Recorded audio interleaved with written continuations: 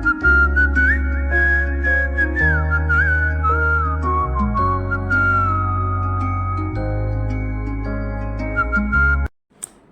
Friend, मी अंजू मुंडे स्वागत करते नवीन एका आपल्या यूट्यूब ब्लॉगमध्ये. चला तर मग आता माझी दिवसाची सुरुवात साफसफाईपासून झालेली आहे. आणि आज आमच्या इकडे पाणी पण येणार होते पण आलेच नाही, त्यामुळे मस्त अशी एक बकेट भरून पाणी घेतले. त्यामध्ये थोडंसं आपलं लिक्विड टाकलं, आपण फरशी वगैरे साफ करतो ते. आणि म्हटलं बाहेरला पण साफ करून घेऊ, कारण बाहेरला जर नाही साफ केलं आणि पहिले घरातलं साफ केलं तर मग बाहेरली सगळी धूळ आतमध्ये येते आणि इथं खूप धूळ येते. त्यामुळे बाहेरला पहिले साफ करून घेतला आणि त्यानंतर बसले होते आपलं मस्त भाजीची तयारी करत. कारण ना संक्रांतीच्या भोगीच्या टाईमला तर आम्ही भोगीची भाजी केलेली होती, पण परत आज पण इच्छा झाली भोगीची भाजी खाण्याची. त्याला म्हटलं मग आपण ती भाजी परत एकदा ट्राय करू. असं थोडी ना नसतं म्हटलं की फक्त सण आला त्या सणाला तेच केलं पाहिजे, असं काही नसतं. आणि त्याचमुळे म्हटलं चला मग आपण आत्ता पण त्या भाजीची मजा घेऊ, म्हणून मी परत एकदा ती भाजी बनवली. आणि अनुचं चालू होतं मध्ये मध्ये खायला वगैरे, कारण वाटाण्याच्या शेंगा साफ करत होते मी, वाटाणे काढत होते भाजीसाठी. तर तिचं मस्त येऊन बसलेलं होतं. तिला मोस्टली जवळ बसूनच देते, कारण तिने ना मागच्या 15 दिवसामध्ये नाकामध्ये गाजर टाकून घेतलेलं आणि ते गाजर ना पूर्ण आतमध्ये गेलं होतं. आम्ही जेवायला बसलो होतो त्यावेळेस तिनं गाजर टाकलं, ते समजलं, लगेच समजलं. त्यामुळे लगेच जेवायची प्लेट तसेच ठेवले आणि लगेच ताबडतोब तिला हॉस्पिटलला घेऊन गेलो. आणि आम्ही धुळ्यामध्ये नवीन आहोत, त्यामुळे इथलं काही कान नाक घसा हॉस्पिटल आम्हाला काही माहीत नव्हतं. त्यामुळे एक हॉस्पिटलला गेलो, पण तिथे सांगितलं की तुम्ही कान नाक घसा ह्याच हॉस्पिटलला घेऊन जावा, म्हणून त्या हॉस्पिटलमधनं परत आम्ही तिकडे घेऊन जायला. तिथे हॉस्पिटल पण म्हणजे दिसले नाहीत, खूप सर्च केलं. नंतर आम्ही मॅपला टाकला आणि त्या हॉस्पिटलला मस्त मॅपला टाकला आणि आम्ही हॉस्पिटल शोधत गेलो, कारण आम्हाला संभाजीनगरची तर पूर्ण हॉस्पिटल वगैरे माहिती. आणि तिकडचे डॉक्टर पण मोस्टली अर्ध्याची वर डॉक्टर माझ्या ओळखीचे आहेत, त्यामुळे तिकडे काही प्रॉब्लेम नव्हता. पण इथे खूपच प्रॉब्लेम आला त्या दिवशी. आणि रात्री 9:30-10 वाजले होते त्या टाईमला. विचारणार तर कोणाला, त्यामुळे आम्ही असंच न विचारता गेलो, कारण टाईम पण नव्हता. जर ते नाकात टाकलेलं गाजर जर श्वास नलिकेत कुठे गेलं असतं तर मग प्रॉब्लेम झाला असता. त्यामुळे आणि बघा तिने तशी मी मोबाईल लावला आहे तिथं, मोबाईलला जाऊन कशी करते आहे. अनुचं म्हणजे ना मागच तिला फिरायला लागतं, नाही तर मग तिला काहीतरी नादी लागून आपल्याजवळ तरी बसवावं लागतं, कारण एकटीला सोडायला ती खूप आगाऊपणा करते आहे. काय माहीत एवढी आगाऊपणे कुठून आली तिच्याकडे, खूप आगाऊपणा करते, खूप म्हणजे सांगता नाही येणार एवढे आगाऊपणा कर. मागे पण गणपतीच्या टाईमला डेकोरेशनच्या टाईमला तिने कानामध्ये डेकोरेशनचा मणी टाकून घेतला, तो मणी पण तिच्या कानामध्ये 15 दिवस होता. त्यानंतर मी भाजीचं वगैरे सर्व बनवलं, म्हणजे सामान केलं, बनवली नाही भाजी अजून. आणि आले किचनमध्ये भाजी बनवण्यासाठी. अनुचे पप्पा आलेले होते, त्यामुळे अनुला त्यांनी घेतलं होतं, नाही तर मग तिला थांबवावं लागलं असतं किचनमध्येच. ते आले त्यामुळे माझं काही टेन्शन नव्हतं आणि फास्ट जेवण पण होणार होतं. आणि इकडे खूप थंडी आहे, त्यामुळे मी खिडकी बंद करून स्वयंपाक करते, नाही तर खिडकीमधनं खूप थंड हवा येते आहे आपल्या इकडे. मी मुंबईला पण गेले होते आता दीदीकडे.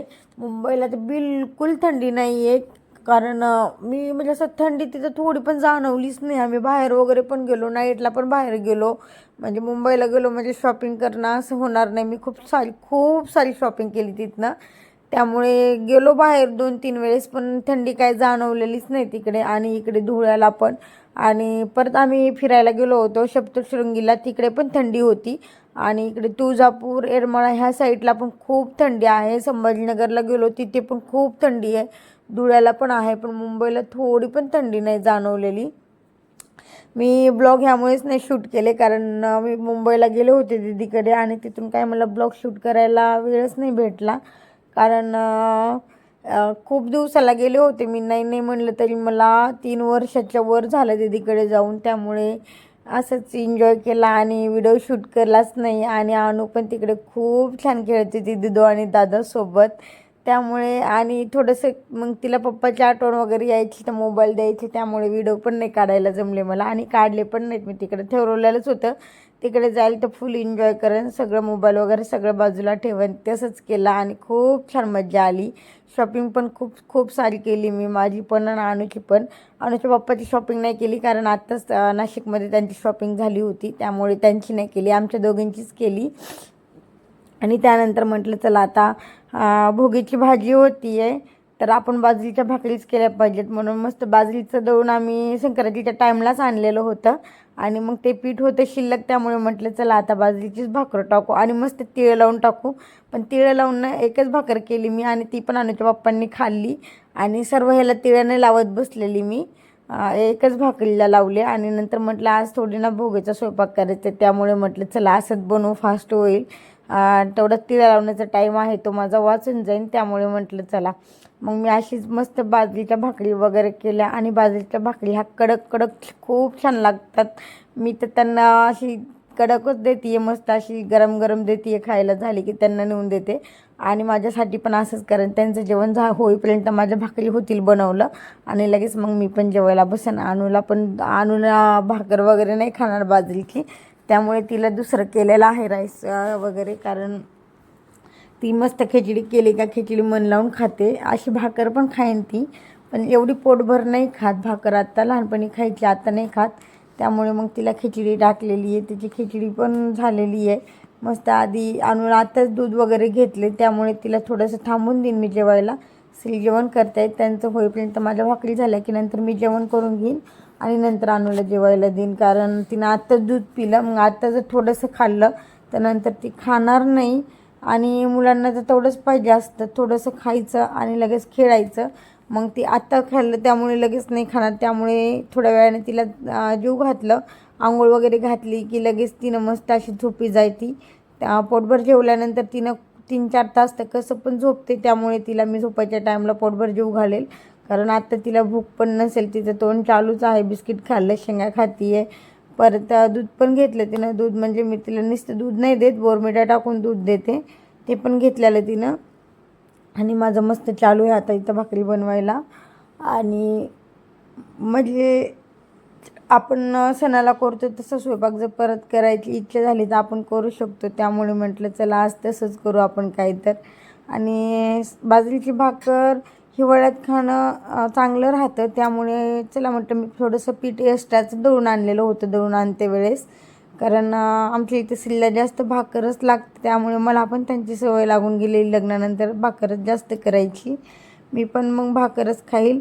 आणि आता जास्त एवढी भाकर नाही होत कारण अनु भाकर नाही खात, नाही तर पहिले आमच्या इथे 2 टाईम म्हणलं तरी हरकत नाही भाकरी करायला. हे बघा अशा प्रकारे मस्त माझा स्वयंपाक झाला आणि त्यासोबत लोणचं घेतलेलं आहे मस्त. आता जेवण करतो, श्रीचं जेवण झालेलं आहे, मी करते.